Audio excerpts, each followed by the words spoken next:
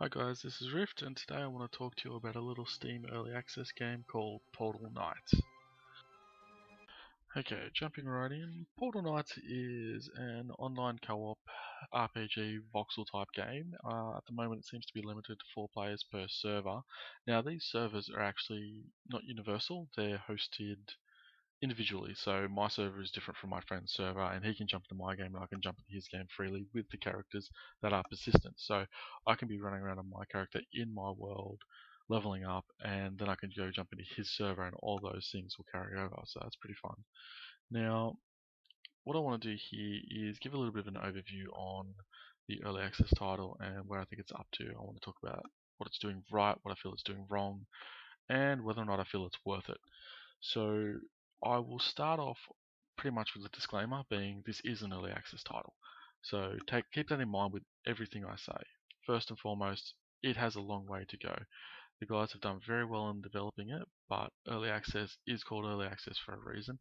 It has limited features. I'm sure they have further plans down the road, and I'm sure based on where they are now, it will get even better than what it is today.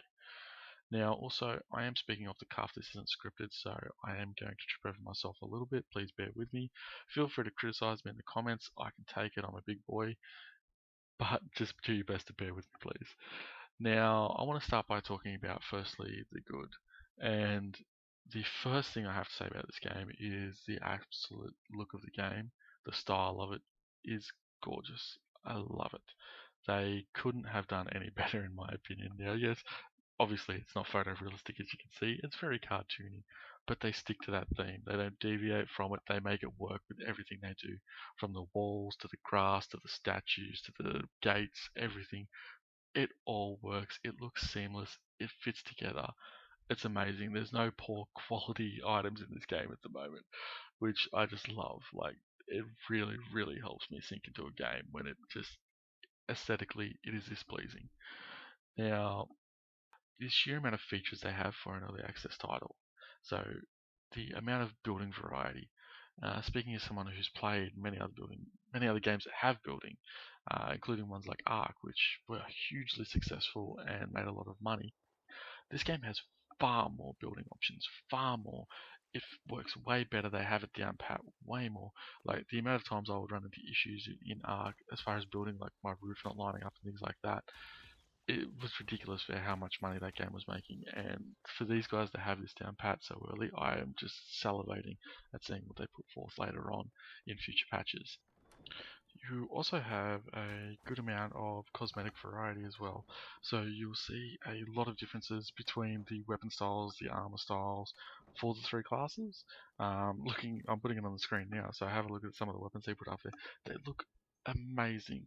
Like once again, like they've somehow nailed this style. They don't skimp on having any details on these weapons. Like they could quite easily just put the most plain, boring weapons in, like the pickaxe that you see me running around with when I'm building, but they don't. They've got these nice, highly detailed little weapons that look really cool and really fun to use, and it just fits in with that whole adorable theme they've got. I love seeing them. Like when I got my little golden bow, I was over the moon. And I know that when Ty came out, and he every time he picked up a new staff, we were laughing over it for ages. It was just absolutely amazing the amount of detail that they would put into these small little things.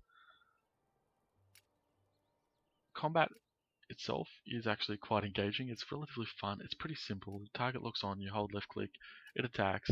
The mages get to throw a few spells in there. The rangers get to throw a few bombs if they're at that level or if they found them. But it's fun. Like, first and foremost, a game needs to be fun, and this game's combat is at least enjoyable. It's not overly complicated, it's not overly difficult, but it got the first part right. It is fun. Now, going on in that same vein of the combat, the controls that it comes with are very intuitive. They're very easy to use. Anyone who's played any games recently is not going to have any issues picking this up and playing it. The one criticism I do have in that regard is the fact that it doesn't allow you to rebind your controls yet. Now, once again, early access, I'm sure that's coming, but it would have been helpful now. And it was actually had a few keys that I use quite heavily for voiceovers and streaming and things like that were used in the game, and I couldn't unbind them, so I had to change everything just to record the game. And it ended up recording with the game almost in silent and my TeamSpeak basically silent. Now, but as I said, that's a small gripe. The game is early access. It will get out of that. It will get out of that one, I'm sure. It also has a lot of small details which make it really fun. I love when developers put in small things which have big impacts because those little details can make the world feel much more alive. So this game has a lot of crafting, but not only does it have crafting, it also has farming. So to get resources, you have to go out and farm. Now you can also plant these resources and farm them yourself. So you can go harvest trees. You get seeds from these trees. You plant them in the ground. The trees grow. You can harvest them again. The same is true with wheat. The same is true with silk, food, everything. And what I like about this is that they actually took a small detail into account. Is that if something doesn't get sunlight, it doesn't grow. Generally, obviously, there are certain things that don't really require that, but in in general rules of law, it needs sunlight to grow. And they've taken that into account. So I actually had a farm next to my house that had grain in it. And all the grain would grow, except for the grain that was obviously in the shade. It would not grow at all. And those little details really help me get engaged in the game and get engaged with what I'm developing. So when I'm building my castle and I'm putting down my farms, I have to actively take into account where they're going to be best suited. I like little details like that. I find that keeps you thinking, it keeps you planning, it makes it challenging and rewarding at the same time. It just makes it fun. Look, not everyone might like that, but I really like small details like that, and I wish more games would do it more often. Going on to what the game probably hasn't done so well. Now, I hate giving disclaimers 17 times in one video, but this is early access, so please bear with me. This criticism could change in the future. First issue I have is the lack of class depth. So you've got 3 classes there, and the mage is really fun. I watch my friend run around with his mage. So much fun, all the different spells, plus your staff, plus your wand. It looks pretty fun. He really looked like he was enjoying that, and the brief time I spent on it as well, it was quite enjoyable. The same can't be said for the ranger and the warrior currently. So the rangers pretty much shoot it from a distance. The warrior runs up, and while you have to be a little bit more active than the wizard in the sense that you have to jump around a bit more, you got to be more aware. It's not more fun, or it's not even on the same level of fun. And that is something that a lot of games struggle with in balancing their classes between their more traditional sorts of combat. And I really hope this game finds a way to manage that and make it exciting for all classes. Also, I do feel the need to add more. I'm a guy who likes variety, and given the amount of variety they've added into the other aspects of the game, I find it surprising that so far they only have 3 classes. I certainly hope they follow their sort of features list and just add more classes.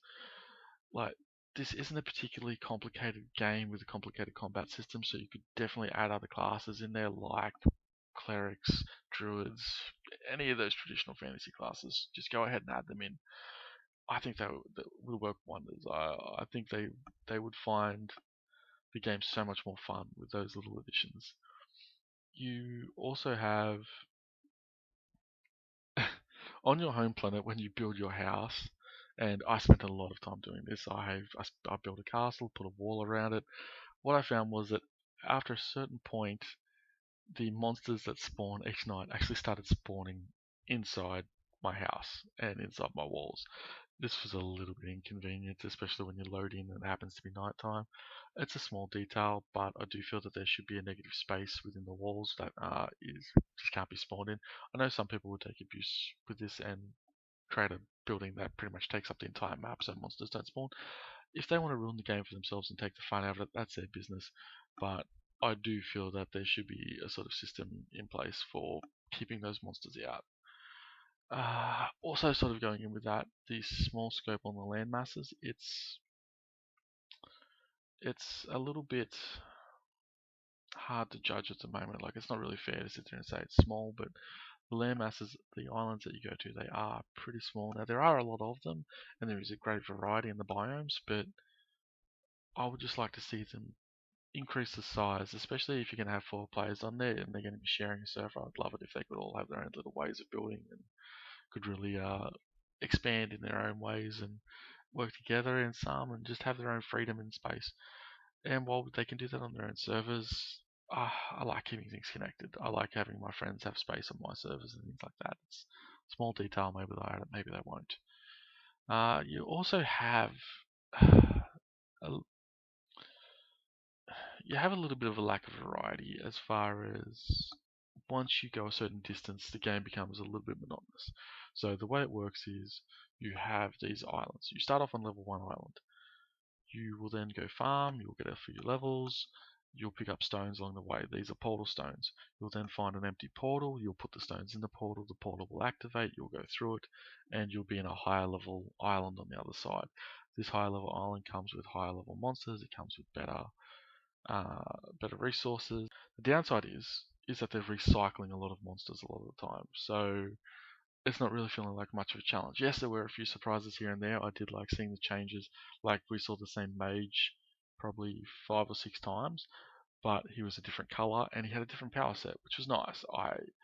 I want to see more of that. There were a few monsters that were just pretty much the same through and through from level 1 all the way to the end. Or all the way to where I got to anyway, which is not the end. And yeah, I would like to see them just add that little bit of variety. Now, as far as potential for this game goes, I think this game is huge amounts of potential. These guys have absolutely nailed almost everything. Like, even my complaints about this game are small in scope. They, in no way do they outshine the pros of playing this game. I guess to put it in perspective, as someone who enjoys building, if you enjoy building, this game is for you. So I played with a friend of mine, and he played for 10 hours, a little bit over 10, 11 hours. And we would go questing, we'd jump all to all the different islands, we did some of the bosses, had a lot of fun doing it. I would log in occasionally when he wasn't on, and I would continue building our castle, or my castle.